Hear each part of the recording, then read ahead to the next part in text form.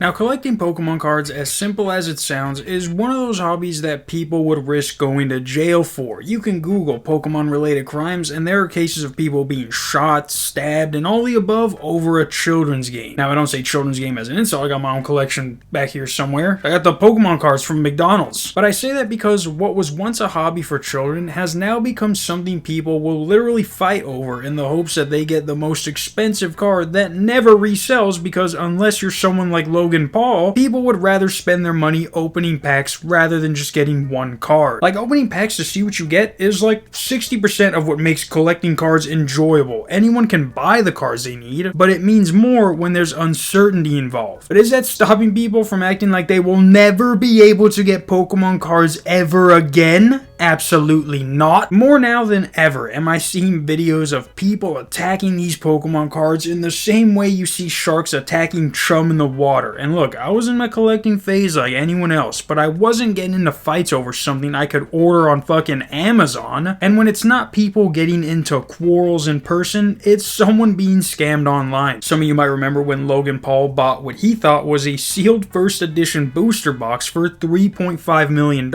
only to find out they were just repackaged cards. Or like Blake Martinez, a former NFL player who retired from football at the age of 28 after he sold a 1998 Japanese Koro Rare Holofoil Illustrator Pikachu card for $672,000 and started selling Pokemon cards of his own, only to be banned on the app he was using after he was caught scamming people who had bought cards from him. I'm not sure if I can find the actual clip, but basically he would do these live auctions where you would pay $3 to open a pack, and if you guess what energy card is in the pack, you would get the pack and a little gift bundle. And actually there's this video of a guy who explains it in detail, but people were basically able to prove that they were pre-opening packs so that if anyone did guess it right, they would just switch out the pack off camera and be like, better luck next time, you actually suck at guessing. It's embarrassing.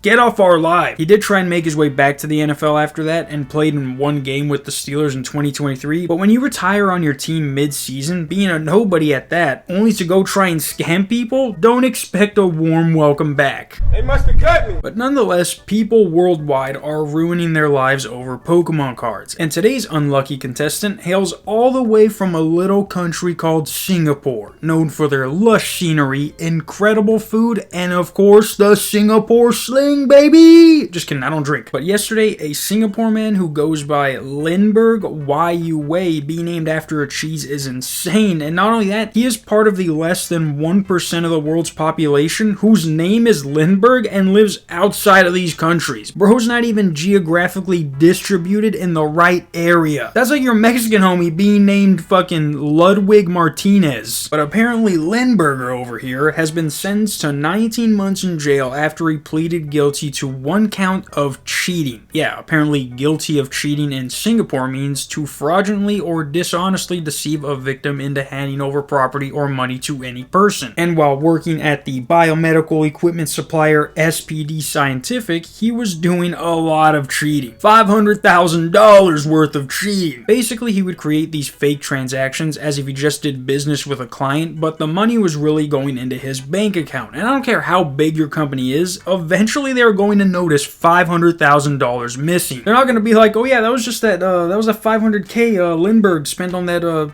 special project he did. No, he mentioned it earlier. No, they're going to be like, now where the fuck is Cheese Boy? Because we need answers. And the answers they got were, not only did he spend part of the money on Pokemon cards, but also a Rolex and an iPad. Top 10 worst ways someone has ever spent stolen money?